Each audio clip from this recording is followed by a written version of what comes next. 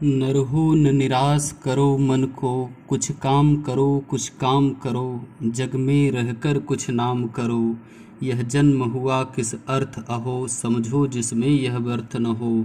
कुछ तो उपयुक्त करो तन को, न रहो न निराश करो मन को। प्यारे बच्चों, आप आश्चर्य में पड़ गए होंगे कि मैं इन पंक्तियों को क्यों गुनगुना रहा हूँ। ये पंक्तियाँ हैं उस महान कवि की जिसके संबंध में जितना कुछ भी कहा जाए, उनकी प्रशंसा में जो कुछ भी लिखा जाए या जो कुछ भी बोला जाए, उसमें शब्दों की कमी पड़ जाएगी। किंतु ऐसे महान साहित्यकार की प्रशंसा कभी पूरी नहीं हो सकती। वे थे राष्ट्र कवि मैथिली शरण गुप्त जी, जिनको हिंदी साहित्य में दद्दा के नाम से जाना जाता था, जो कि द्विवेदी युग के अत्यंत महान कवि थे। मैथिली शरण गुप्त जी का जन्म 3 अगस्त सन 1886 ईस्वी को चिरगांव झांसी में हुआ था, जो कि उत्तर प्रदेश में है। इनके पिता का नाम सेठ रामचरण कनकने था और माता का नाम काशीबाई था। व्यवसाय यदि इनका देखा जाए तो ये मूल रूप में कवि थे, वैसे नेतृत्व कार्य भी इन्होंने किया, राजनेता के रूप में प्रतिष्ठित रहे, नाटककार रहे, अनुवादक रहे। और इनकी शिक्षा दीक्षा की बात करें तो इनकी शिक्षा अधिकतर चिरगांव में ही संपन्न हुई। मैथिली शरण गुप्त जी कई भाषाओं का, जैसे कि बंगला, संस्कृत, हिंदी, इन सब का ज्ञान रखते थे, किंतु इन सब का अध्ययन, सभी भाषाओं का अध्ययन उन्होंने अपने घर पर ही रह करके किया था। इनको साहित्य वाचस्पति सम्मान दिया गया था 1946 ईस्वी में, और पद्म भूषण सम्मान से 1954 ईस्वी में इनको विभूषित किया गया था। जब मैथिली शरण गुप्त जी पंचवटी कविता में कहते हैं कि चारु चंद्र की चंचल किरणें खेल रही हैं जल थल में, स्वच्छ चांदनी बिछी हुई है अवनी और अंबर तल में, पुलक प्रकट करती है धरती हरित तृणों के नोकों से, मानो झीम रहे हैं तरु भी मंद पवन के झोंकों से। इस प्रकार की पंक्तियों के माध्यम से मैथिली शरण गुप्त जी संपूर्ण प्रकृति के अतीव सौंदर्य को हमारे समक्ष उपस्थित कर देते हैं। प्रकृति का एक रमणीय स्वरूप हमारे समक्ष उपस्थित हो जाता है। आइए अब हम मैथिली शरण गुप्त जी के साहित्यिक परिचय की बात करते हैं।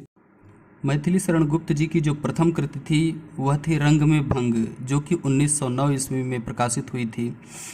इनकी अगली कृति थी भारत भारती, जो कि 1912 ईस्वी में प्रकाशित हुई थी। भारत भारती राष्ट्रीय भावनाओं से ओतप्रोत रचना थी, जिसके आधार पर राष्ट्रपिता महात्मा गांधी जी ने इन्हें राष्ट्र कवि की उपाधि से विभूषित किया था। उस समय अंग्रेजी शासन भारतवर्ष में स्थापित था। भारत भारती रचना के माध्यम से मैथिली शरण गुप्त जी ने प्रत्येक व्यक्ति के हृदय में राष्ट्रवाद की नींव डाल दी। हम क्या थे, क्या हैं और क्या होंगे अभी, आओ हम सब मिल विचारें यह समस्याएं सभी। ये पंक्तियाँ मैथिली शरण गुप्त जी के भारत भारती से ही ली गई हैं। मैथिली शरण गुप्त जी की जन्म जयंती 3 अगस्त को कवि दिवस के रूप में मनाई जाती है। वैसे मैथिली शरण गुप्त जी में काव्य प्रतिभा कूट कूट कर भरी थी। ये 12 वर्ष की अवस्था में ही कनकलता नाम की कृति की रचना प्रारंभ कर दिए थे। आगरा विश्वविद्यालय से डी लिट की उपाधि से सम्मानित किए गए थे। 1952 ईस्वी में मैथिली शरण गुप्त जी राज्यसभा के सदस्य के रूप में मनोनीत हुए। उस समय राष्ट्रपति डॉक्टर राजेंद्र प्रसाद जी थे, जिन्होंने मैथिली शरण गुप्त जी को राज्यसभा के सदस्य के रूप में मनोनीत किया। ये 1964 ईस्वी तक राज्यसभा के सदस्य के रूप में प्रतिष्ठित रहे।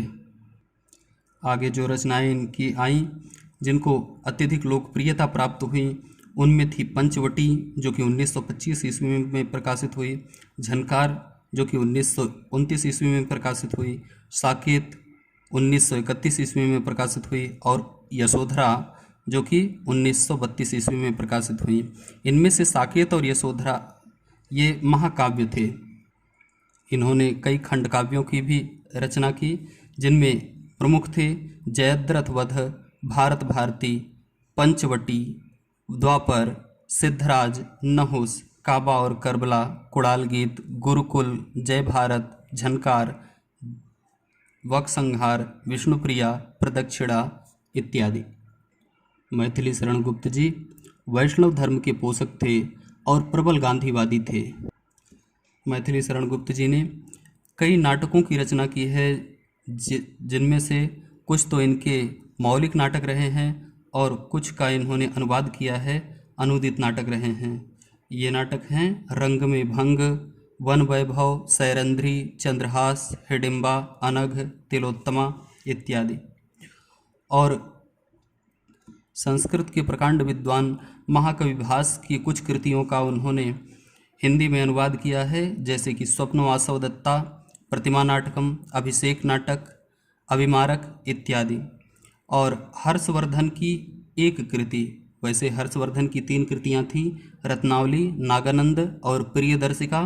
उनमें से रत्नावली का इन्होंने हिंदी में अनुवाद किया था। इनका एक काव्य संग्रह रहा है उच्छ्वास। और कुछ कविताएं इनकी, जैसे कि पंचवटी, मानवता, नर हो न निराश करो मन को, ये कविताएं बहुत ही लोकप्रिय रहीं। विचार लो कि मर्त्य हो न मृत्यु से डरो कभी, मरो परंतु यो मरो की याद जो करें सभी। हुई नयो सुमृत्यु तो वृथा जिए वृथा मरे, हुई नयो सुमृत्यु तो वृथा जिए वृथा मरे, वही मनुष्य है कि जो मनुष्य के लिए मरे।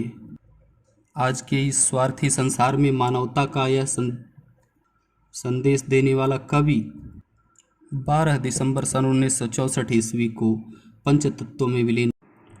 मैथिली शरण गुप्त जी के एक भाई थे जिनका नाम था सियाराम शरण गुप्त, जो कि द्विवेदी युग के बहुत ही ख्याति प्राप्त साहित्यकार थे।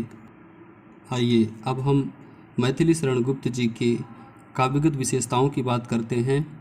तो सबसे पहले भाव पक्ष की बात करते हैं। मैथिली शरण गुप्त जी ने श्रृंगार रस के दोनों पक्षों, संयोग श्रृंगार और वियोग श्रृंगार का अद्भुत सामंजस्य स्थापित किया है। मानस मंदिर में सती पति की प्रतिमा थाप, जलती सी उस विरह में बनी आरती आप, उर्मिला के विरह को व्यक्त करती हुई ये पंक्तियाँ वियोग श्रृंगार रस का अद्भुत उदाहरण हैं।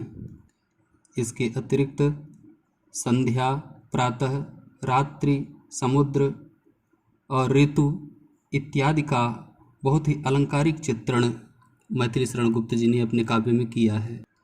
और यदि हम कला पक्ष की बात करें तो भाषा इनकी खड़ी बोली रही है। वैसे अपनी भाषा में इन्होंने संस्कृत, अंग्रेजी और उर्दू के शब्दों को भी स्थान दिया है, किंतु मूल रूप में काव्य रचना का माध्यम खड़ी बोली ही रही। शैली इनकी प्रबंधात्मक थी, विवरणात्मक थी, उपदेशात्मक थी और नाट्य शैली का प्रयोग ये किया करते थे। यदि हम इनके भाव पक्ष को और अधिक विस्तृत रूप में समझना चाहें तो इनके काव्य की इन पंक्तियों को लिया जा सकता है।